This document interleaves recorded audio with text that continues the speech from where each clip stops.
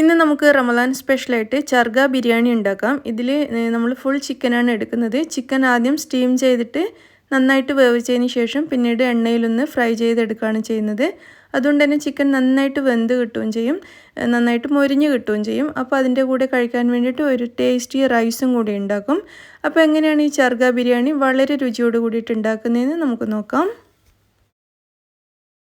ഇതിന് വേണ്ടിയിട്ട് ഒരു ഫുൾ ചിക്കൻ ഇവിടെ എടുത്തിട്ടുണ്ട്. ഇതൊരു 1500 ഗ്രാമുള്ള ചിക്കനാണ്.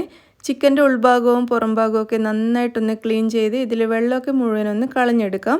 അതിനുശേഷം നമുക്ക് ചിക്കൻ്റെ അവിടെ ഇവിടെയായിട്ട് നിറയെ വര ഇട്ട് കൊടുക്കാം. കുറച്ച് ആഴത്തിലുള്ള വര തന്നെ ഇട്ട് കൊടുക്കുക. അങ്ങനെയാണെങ്കിൽ ഇതിൻ്റെ ഉള്ളിൽ മസാല നന്നായിട്ട് പിടിക്കുകയും ചെയ്യും, നന്നായിട്ട് വെന്ത് കിട്ടാനും സഹായിക്കും. അപ്പോൾ ഇതുപോലെ നല്ല ആഴത്തിലുള്ള കുറേ കീറൽ അവിടെ ഇവിടെയായിട്ട് നമുക്ക് ചിക്കൻ്റെ മുകളിലായിട്ട് ഇട്ട് കൊടുക്കാം. ഈ ചിക്കൻ 1.5 കിലോഗ്രാമാണ് ഉള്ളത്. 1 കിലോയുടെയും 2 കിലോയുടെയും ഇടയിലുള്ള ചിക്കൻ എടുക്കുന്നതായിരിക്കും നല്ലത്. നല്ലോണം വലിയ ചിക്കൻ എടുത്തു കഴിഞ്ഞാൽ ഇത് സ്റ്റീം ചെയ്ത് വേവിക്കാൻ കുറച്ചധികം സമയം വേണ്ടി വരും. അതുകൊണ്ട് കൂടുതൽ വലിയ ചിക്കൻ എടുക്കാതിരിക്കുന്നതായിരിക്കും നല്ലത്. അപ്പോൾ ഈ ചിക്കൻ്റെ എല്ലാ ഭാഗത്തും കാലിനും പുറം ഭാഗത്തും ഒക്കെ ഇതേപോലെ കീറലിട്ട് കൊടുത്തിട്ടുണ്ട്. അപ്പോൾ ഇനി നമുക്ക് ഇതിന് വേണ്ടിയിട്ട് ചിക്കനിൽ പുരട്ടാൻ വേണ്ടിയിട്ട് ഒരു മസാല റെഡിയാക്കണം. അതെങ്ങനെയാണെന്ന് നോക്കാം. മസാല ഉണ്ടാക്കാൻ വേണ്ടിയിട്ട് ഒരു വലിയ ബൗൾ എടുത്തിട്ടുണ്ട്. ഇതിലേക്ക് 1/4 കപ്പ് തൈര് ചേർക്കാം. ഇനി ഇതിലേക്ക് 2 ചെറുനാരങ്ങയുടെ നീര് ചേർത്ത് കൊടുക്കാം.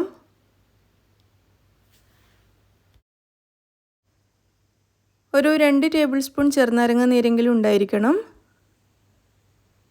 ചെറുനാരങ്ങ നീര് ചേർത്തതിന് ശേഷം നമുക്കിതിലേക്ക് 1 ടീസ്പൂൺ മുളക് പൊടി ചേർത്ത് കൊടുക്കാം.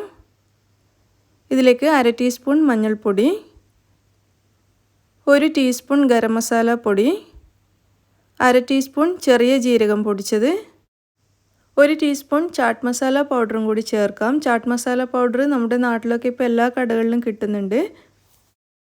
ഇനി വെള്ള കുരുമുളക് പൊടി ഉണ്ടെങ്കിൽ ഒരു 1/4 ടീസ്പൂൺ ചേർത്ത് കൊടുക്കുക. നിർബന്ധമൊന്നുമില്ല, കാരണം നമ്മുടെ ബ്ലാക്ക് കളറുള്ള കുരുമുളക് ചേർക്കുന്നുണ്ട്. അത് ഏകദേശം 1 ടീസ്പൂണോളം ചേർക്കണം. ക്രഷ് ചെയ്തിട്ടോ അല്ലെങ്കിൽ കുരുമുളക് പൊടിയോ ചേർത്ത് കൊടുക്കാം. ഇനി ഇതിലേക്ക് 2 ടേബിൾ സ്പൂൺ ഇഞ്ചി വെളുത്തുള്ളി പേസ്റ്റ് ചേർത്ത് കൊടുക്കാം. 1 ടീസ്പൂൺ വരെ വെജിറ്റബിൾ ഓയിൽ ചേർക്കാം. ആവശ്യത്തിനുള്ള ഉപ്പും കൂടി ചേർത്തിട്ട് ഇതെല്ലാം കൂടി നന്നായിട്ടൊന്ന് മിക്സ് ചെയ്തെടുക്കാം.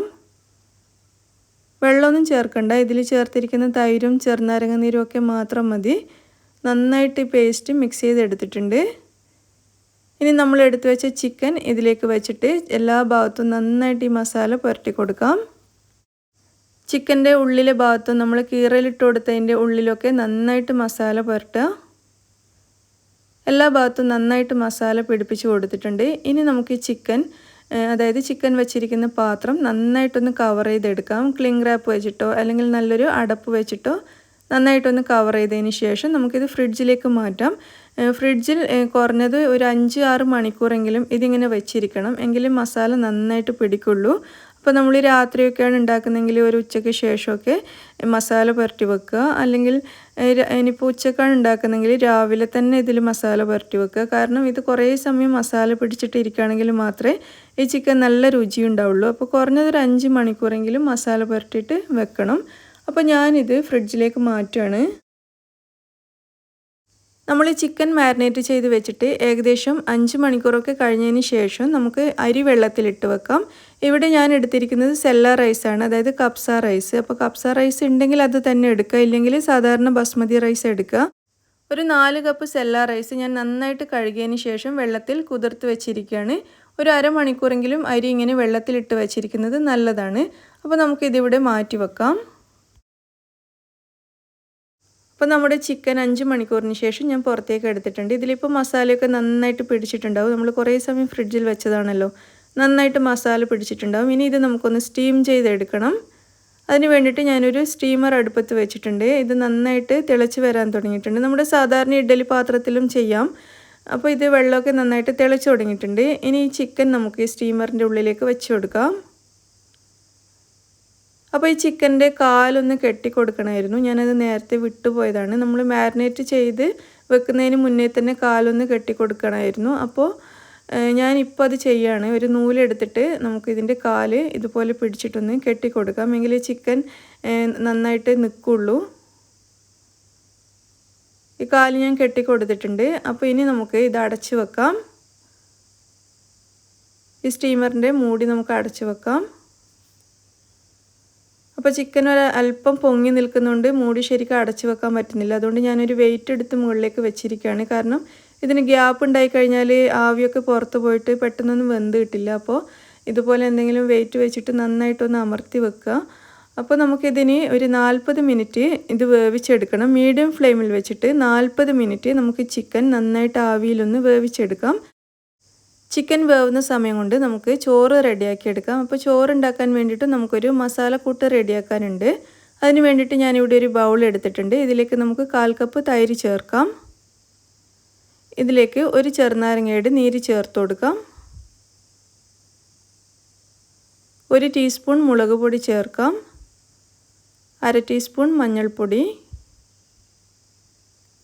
1 ടീസ്പൂൺ ഗരം മസാല പൊടി, 1/2 ടീസ്പൂൺ ചെറിയ ജീരകം പൊടിച്ചത്, 1/4 teaspoon white pepper powder, 1 teaspoon വരെ ബ്ലാക്ക് പെപ്പർ പൗഡർ. പിന്നെ ഞാൻ ഇതിലേക്ക് ചേർക്കുന്നത് ചിക്കൻ സ്റ്റോക്കാണ്. അപ്പോൾ ചിക്കൻ വേവിച്ച വെള്ളം നമ്മുടെ കയ്യിലുണ്ടെങ്കിൽ ആ വെള്ളം നമ്മൾ അരി വേവിക്കുന്ന സമയത്ത് ചേർത്ത് കൊടുത്താൽ മതി. അല്ലെങ്കിൽ ഇതുപോലെ ചിക്കൻ സ്റ്റോക്ക് ചേർത്ത് കൊടുക്കാം. അപ്പോൾ ഒരു ബോക്സിൽ 2 ക്യൂബ്സാണ് ഉണ്ടാവുക. അത് രണ്ടും ഞാൻ ഇതിലേക്ക് ചേർത്തിട്ടുണ്ട്. അതിനുശേഷം ഒരു സ്പൂൺ വെച്ചിട്ട് നമുക്കിത് നന്നായിട്ട് മിക്സ് ചെയ്തെടുക്കാം. നമ്മളിതിൽ ചേർത്തിരിക്കുന്ന ചിക്കൻ സ്റ്റോക്കൊക്കെ നന്നായിട്ട് പൊടിച്ചിട്ട് ഇതിലേക്ക് ചേർക്കുക. അപ്പോൾ നമ്മൾ നേരത്തെ ചിക്കനിൽ പുരട്ടിയ മസാല തന്നെയാണ് ഇതിൽ എക്സ്ട്രാ ചേർത്തിരിക്കുന്നത്. ചിക്കൻ സ്റ്റോക്ക് മാത്രമാണ്. ചോറിന് വേണ്ടിയിട്ടുള്ള മസാല പേസ്റ്റ് ഇവിടെ റെഡി ആയിട്ടുണ്ട്. ഇനി നമുക്ക് ചോറുണ്ടാക്കാൻ തുടങ്ങാം. അതിന് വേണ്ടിയിട്ട് ഒരു വലിയ നോൺ സ്റ്റിക്ക് പാത്രമാണ് എടുത്തിരിക്കുന്നത്. ഈ പാത്രം ഒന്ന് ചൂടായി വന്നിട്ടുണ്ട്. ഇതിലേക്ക് ഒരു 3-4 ടേബിൾ സ്പൂൺ വരെ നെയ്യ് ചേർത്ത് കൊടുക്കാം. അതുപോലെ ഒരു 1/4 കപ്പ് വരെ ഓയിലും കൂടി ചേർക്കുന്നുണ്ട്. ഞാൻ സൺഫ്ലവർ ഓയിലാണ് ചേർത്തിട്ടുള്ളത്. വെളിച്ചെണ്ണ ചേർക്കണ്ട ഈ റൈസിന്. അപ്പോൾ എണ്ണ നന്നായിട്ട് ചൂടായി കഴിയുമ്പോൾ നമുക്കൊരു 3 സവാള നേരിയതായിട്ട് അരിഞ്ഞത് ഇതിലേക്ക് ചേർത്ത് കൊടുക്കാം.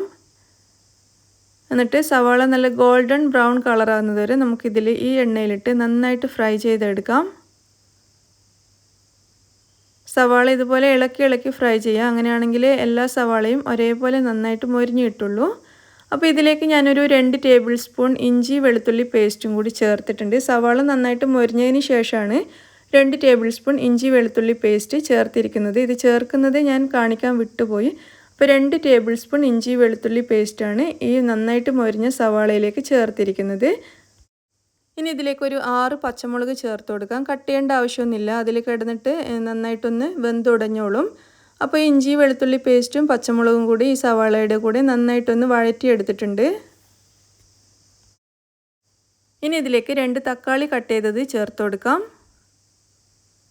എന്നിട്ട് ഇതിലേക്കൊന്ന് മിക്സ് ചെയ്തെടുക്കാം. തക്കാളി ചേർത്ത സമയത്ത് നമുക്കിതിലേക്ക് ഒരല്പം ഉപ്പ് ചേർത്ത് കൊടുക്കാം. ഏകദേശം 1 ടീസ്പൂൺ ഉപ്പ് ചേർത്തിട്ടുണ്ട്.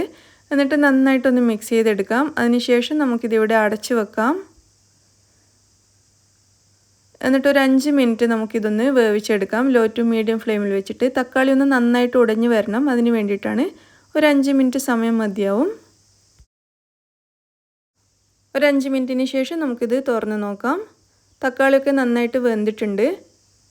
ഒരു സ്പൂൺ വെച്ചിട്ട് നമുക്കിത് വീണ്ടും ഒന്നുകൂടി നന്നായിട്ടൊന്ന് ഉടച്ചു കൊടുക്കാം.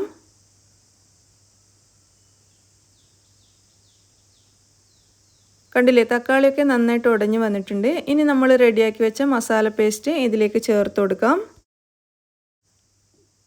മസാല പേസ്റ്റ് മുഴുവനായിട്ട് ചേർത്തതിന് ശേഷം ഇതുപോലെ ഇതിലേക്ക് നന്നായിട്ടൊന്ന് മിക്സ് ചെയ്തെടുക്കാം. മസാല പേസ്റ്റ് ചേർത്തിട്ട് കുറഞ്ഞതൊരു 1/2 മിനിറ്റെങ്കിലും ഇതുപോലെ നന്നായിട്ടൊന്ന് മിക്സ് ചെയ്തെടുക്കാം. അതിനുശേഷം നമുക്കിതിലേക്ക് അരി ചേർത്ത് കൊടുക്കാം. നമ്മൾ നേരത്തെ കഴുകി വെള്ളത്തിലിട്ട് വെച്ച അരിയിലെ വെള്ളമൊക്കെ ഞാനൊരു സ്ട്രെയിനറിലിട്ട് കളഞ്ഞിട്ടുണ്ടായിരുന്നു. ഈ അരി നമുക്കിനി ഇതിലേക്ക് ചേർത്ത് കൊടുക്കാം. എന്നിട്ട് അരി ഇതിലേക്ക് നന്നായിട്ടൊന്ന് യോജിപ്പിച്ചെടുക്കാം. അരി ചേർത്തതിന് ശേഷം 1-2 മിനിറ്റ് ഇതുപോലെ ഈ മസാലയിലിട്ട് നന്നായിട്ടൊന്ന് ഇളക്കിയെടുക്കുക. പൊടിഞ്ഞു പോവാതെ ശ്രദ്ധിക്കുക. ഈ മസാലയിൽ ഈ അരി നന്നായിട്ടൊന്ന് യോജിച്ച് വരണം. അതിന് വേണ്ടിയിട്ടാണ് ഇതുപോലെ ചെയ്യുന്നത്. അരിയും മസാലയും ഒക്കെ കൂടെ നന്നായിട്ടൊന്ന് മിക്സായി വന്നിട്ടുണ്ട്. ഇനി നമുക്കിതിലേക്ക് വെള്ളം ചേർത്ത് കൊടുക്കണം.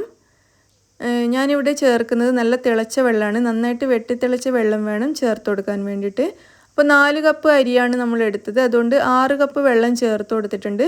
1 കപ്പ് അരിക്ക് 1.5 കപ്പ് എന്ന രീതിയിലാണ് വെള്ളം എടുത്തിരിക്കുന്നത്. അപ്പോൾ 4 കപ്പ് അരിക്ക് 6 കപ്പ് വെള്ളം ചേർത്തിട്ടുണ്ട്. അപ്പോൾ വെള്ളം ചേർത്തിട്ട് ഇതുപോലെ നന്നായിട്ടൊന്ന് മിക്സ് ചെയ്തെടുക്കാം.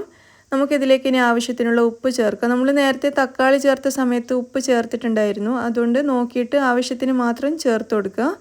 ഉപ്പും കൂടി ചേർത്തിട്ട് ഇത് വീണ്ടും നന്നായിട്ട് മിക്സ് ചെയ്തിട്ടുണ്ട്. നന്നായിട്ട് ഇതുപോലെ ഒന്ന് മിക്സ് ചെയ്തതിന് ശേഷം നമുക്കിതിവിടെ അടച്ചു വെക്കാം. എന്നിട്ട് നന്നായിട്ട് തിളക്കുന്നത് വരെ ഒന്ന് വെയിറ്റ് ചെയ്യാം. ഇത് നന്നായിട്ട് വെട്ടി തിളക്കാൻ തുടങ്ങുന്ന സമയത്ത് നമുക്കിതിൻ്റെ മൂടി ഒന്ന് തുറന്ന് നോക്കാം. എന്നിട്ട് നമുക്കിതിലേക്ക് ഒരു 1/2 കപ്പ് വരെ മല്ലിയില അരിഞ്ഞത് ചേർത്ത് കൊടുക്കാം. മല്ലിയില ചേർത്തിട്ട് നന്നായിട്ട് ഇതിലേക്കൊന്ന് മിക്സ് ചെയ്തെടുക്കാം. നന്നായിട്ട് മിക്സ് ചെയ്തതിന് ശേഷം ഇത് നമുക്കിവിടെ വീണ്ടും അടച്ചു വെക്കാം. എന്നിട്ട് ഇതിൻ്റെ ഫ്ലെയിം നല്ലോണം കുറച്ച് കൊടുക്കാം. നമുക്കിനി ഇത് ലോ ഫ്ലെയിമിലിട്ടിട്ട് ഈ അരി നന്നായിട്ടൊന്ന് വേവിച്ചെടുക്കാം. ഇനി ഒരു 7-8 മിനിറ്റ് കൊണ്ട് ഈ അരി നന്നായിട്ട് വെന്തോളും. കൂടുതൽ സമയമൊന്നും ആവശ്യമില്ല. ഇത് നന്നായിട്ട് തിളച്ച് കഴിഞ്ഞാൽ പിന്നെ ഒരു 7-8 മിനിറ്റ് സമയം മാത്രമേ ആവശ്യമുള്ളൂ.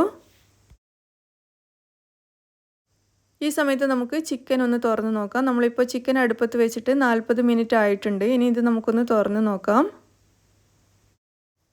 ചിക്കൻ നന്നായിട്ട് വെന്തിട്ടുണ്ട്. നമുക്കിതൊരു കത്തി വെച്ചിട്ട് കട്ട് ചെയ്ത് നോക്കാം. അപ്പോൾ മനസ്സിലാവും എങ്ങനെ എത്രത്തോളം വെന്തിട്ടുണ്ട് എന്നുള്ളത്. അപ്പോൾ നമ്മൾ സാധാരണ ചിക്കൻ വേവിക്കാൻ വേണ്ടിയിട്ട് ഇത്രയൊന്നും സമയം ആവശ്യമില്ല. ഇതിപ്പോൾ ആവിയിൽ വേവിക്കുന്നതുകൊണ്ടാണ് ഈ 40 മിനിറ്റ് എടുത്തിരിക്കുന്നത്. ഇത് കണ്ടില്ലേ, ചിക്കൻ നല്ലോണം വെന്തിട്ടുണ്ട്. ഇനി ചിക്കൻ നമുക്ക് അടുപ്പത്തുനിന്ന് മാറ്റാം. എന്നിട്ട് നമുക്ക് ഈ ചിക്കൻ ഒന്ന് ഫ്രൈ ചെയ്തെടുക്കണം. നമുക്കിതുപോലെ സ്റ്റീം ചെയ്തിട്ട് തന്നെ കഴിക്കാം. പക്ഷേ ഒന്നുകൂടി ഫ്രൈ ചെയ്താൽ നല്ല ടേസ്റ്റ് ആയിരിക്കും. അപ്പോൾ ഓയിൽ അധികം പറ്റാത്തവർക്ക് ഇത് ഫ്രൈ ചെയ്യണം എന്നില്ല. ഇതേപോലെ സ്റ്റീം ചെയ്തിട്ട് കഴിക്കാൻ തന്നെ നല്ല ടേസ്റ്റാണ്. അപ്പോൾ നമ്മുടെ ഫ്രൈ ചെയ്യാൻ വേണ്ടിയിട്ടുള്ള പാൻ ഇവിടെ ചൂടായിട്ടുണ്ട്. ഇതിലേക്ക് ഒരു 5-6 ടേബിൾ സ്പൂൺ ഓയിൽ ഒഴിച്ചു കൊടുക്കാം. സൺഫ്ലവർ ഓയിൽ തന്നെയാണ് ഞാൻ ഒഴിച്ചിട്ടുള്ളത്.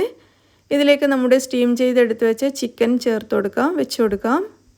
എന്നിട്ട് ഈ ചിക്കൻ്റെ എല്ലാ വശവും നമുക്ക് നന്നായിട്ടൊന്ന് ഫ്രൈ ചെയ്തെടുക്കാം. ഓരോ വശവും ഫ്രൈ ആവും തോറും നമുക്കിത് തിരിച്ച് വെച്ച് കൊടുത്തിട്ട് എല്ലാ ഭാഗവും നന്നായിട്ടൊന്ന് മൊരിച്ചെടുക്കണം. പിന്നെ നിങ്ങൾക്ക് വേണമെന്നുണ്ടെങ്കിൽ ഇത് ഡീപ്പ് ഫ്രൈ ചെയ്തെടുക്കാം. ഞാനിവിടെ ഷാലോ ഫ്രൈ ആണ് ചെയ്യുന്നത്.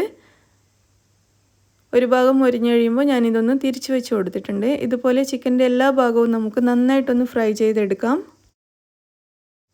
ഇതേപോലെ ചിക്കൻ്റെ സൈഡൊക്കെ ഇതുപോലെ വെച്ച് കൊടുത്തിട്ട് നന്നായിട്ടൊന്ന് മൊരിച്ചെടുക്കാം. ഇങ്ങനെ ചിക്കൻ്റെ എല്ലാ ഭാഗവും എണ്ണയിൽ കിടന്ന് നന്നായിട്ട് മൊരിഞ്ഞ് വരുമ്പോഴാണ് നല്ല രുചി ഉണ്ടാവുക. ചിക്കൻ്റെ എല്ലാ വശവും നന്നായിട്ടൊന്ന് മൊരിച്ചെടുത്തിട്ടുണ്ട്. ഇത് കണ്ടില്ലേ, എല്ലാ ഭാഗവും നന്നായിട്ടൊന്ന് മൊരിഞ്ഞ് വന്നിട്ടുണ്ട്. അപ്പോൾ നമ്മുടെ ചിക്കൻ ഇവിടെ റെഡി ആയി കഴിഞ്ഞു. ഇനി നമുക്ക് ചോറ് നോക്കാം. ചോറ് നമ്മൾ ചെറിയ തീയിൽ വെച്ചിട്ടുണ്ടായിരുന്നു. വെന്തിട്ടുണ്ടോ എന്ന് നോക്കാം. ചോറും നന്നായിട്ട് വെന്തിട്ടുണ്ട്. ഇതുപോലെ നന്നായിട്ടൊന്ന് ഇളക്കി കൊടുക്കാം. ഇത് നന്നായിട്ട് വെന്ത് വന്നിട്ടുണ്ട്. നല്ല പാകത്തിനായിട്ടുണ്ട്. നന്നായിട്ടൊന്ന് ഇളക്കിയതിന് ശേഷം ഇതുപോലെ ഒന്ന് ചെറുതായിട്ട് അമർത്തി വെച്ച് കൊടുക്കുക. അതിനുശേഷം ഫ്രൈ ചെയ്ത് വെച്ച ചിക്കൻ എടുത്തിട്ട് നമുക്കിതിൻ്റെ മുകളിലേക്ക് വെച്ച് കൊടുക്കാം. ചിക്കൻ ചോറിൻ്റെ മുകളിലേക്ക് വെച്ചതിന് ശേഷം ഇത് നമുക്കിവിടെ അടച്ചു വെക്കാം. അതിനുശേഷം ഈ പാത്രം ഞാനൊരു ചെറിയ അടുപ്പത്തേക്ക് മാറ്റി കൊടുക്കുകയാണ്. എന്നിട്ട് ഇത് ലോ ഫ്ലെയിമിൽ വെച്ചിട്ട് 10 മിനിറ്റ് ഒന്ന് ചൂടാക്കിയെടുക്കുക. അപ്പോഴേക്കും ചിക്കൻ്റെ ഒരു ഫ്ലേവറൊക്കെ ചോറിലേക്ക് ഇറങ്ങിക്കിട്ടും. അതിന് വേണ്ടിയിട്ടാണ്. അപ്പോൾ ഒരു 10 മിനിറ്റ് വളരെ ചെറിയ ഫ്ലെയിമിൽ വെച്ചിട്ട് ഇതൊന്ന് ചൂടാക്കിയെടുക്കാം. ഒരു 10 മിനിറ്റിന് ശേഷം നമുക്കിത് തുറന്ന് നോക്കാം. കണ്ടില്ലേ, നന്നായിട്ട് ചൂടായിട്ട് പുകയൊക്കെ വന്നിട്ടുണ്ട്. ചിക്കൻ്റെ ഒരു ചെറിയ ഫ്ലേവറൊക്കെ നമ്മുടെ റൈസിൽ ഇറങ്ങിയിട്ടുണ്ടാവും. ഇത് വീണ്ടും അടച്ചു വെച്ച് നമുക്ക് അടുപ്പത്തു നിന്ന് മാറ്റാം. നമ്മുടെ ചർഗ ബിരിയാണി ഇവിടെ റെഡി ആയിട്ടുണ്ട്. ഇനി ഇത് നമുക്കൊരു പ്ലേറ്റിലേക്ക് വിളമ്പിയെടുക്കാം. നമ്മുടെ ബിരിയാണി ഇവിടെ റെഡിയായി കഴിഞ്ഞു. നമുക്കിതൊരു പ്ലേറ്റിലേക്ക് വിളമ്പാം. ചോറ് കണ്ടില്ലേ, നല്ല ഭംഗിയായിട്ടാണ് ഇരിക്കുന്നത്. നല്ല പാകത്തിനാണ് വെന്തിട്ടിരിക്കുന്നത്. അപ്പോൾ ചോറ് ഇതുപോലെ ഒന്ന് വിളമ്പി പരത്തി വെച്ചതിന് ശേഷം മുകളിലേക്ക് നമുക്ക് ചിക്കനും കൂടി എടുത്ത് വെച്ച് കൊടുക്കാം. എന്നിട്ട് കുറച്ച് സവാളയും പച്ചമുളകൊക്കെ വെച്ചിട്ട് നമുക്കൊന്ന് ഗാർണിഷ് ചെയ്തെടുക്കാം. 2-3 പച്ചമുളകും ഒരു ചെറിയ കഷ്ണം ചെറുനാരങ്ങയൊക്കെ ഇതിൻ്റെ മുകളിലേക്ക് വെച്ച് കൊടുക്കാം. അങ്ങനെ നമ്മുടെ നല്ല ടേസ്റ്റി ചാർഗ ബിരിയാണി ഇവിടെ റെഡി ആയി കഴിഞ്ഞു. നിങ്ങളെല്ലാവരും ട്രൈ ചെയ്ത് നോക്കുക. നല്ല ടേസ്റ്റായിരുന്നു. പറയാതിരിക്കാൻ വയ്യ, ഭയങ്കര ടേസ്റ്റായിരുന്നു. നമുക്ക് റമദാനിലൊക്കെ ഉണ്ടാക്കിയെടുക്കാൻ പറ്റിയൊരു നല്ല റൈസാണ്. അപ്പോൾ ചിക്കൻ സ്റ്റീം ചെയ്തെടുക്കുന്നതുകൊണ്ടാണെങ്കിൽ നല്ലോണം വെന്തിട്ടുണ്ടാവും. അതിനുശേഷം നമ്മൾ ഫ്രൈ ചെയ്തെടുത്ത് കഴിയുമ്പോൾ നന്നായിട്ട് മൊരിഞ്ഞ് അതിനൊരു പ്രത്യേക ടേസ്റ്റാണ്. നിങ്ങൾ എന്തായാലും ഇതൊന്ന് ട്രൈ ചെയ്ത് നോക്കണം, മിസ് ചെയ്യരുത്. അത്രയും ടേസ്റ്റി ആയിട്ടുള്ളൊരു റൈസും ചിക്കനുമാണ്. അപ്പോൾ നിങ്ങളെല്ലാവരും ഇത് ഉണ്ടാക്കി നോക്കിയിട്ട് നിങ്ങളുടെ അഭിപ്രായം തീർച്ചയായിട്ടും അറിയിക്കുക.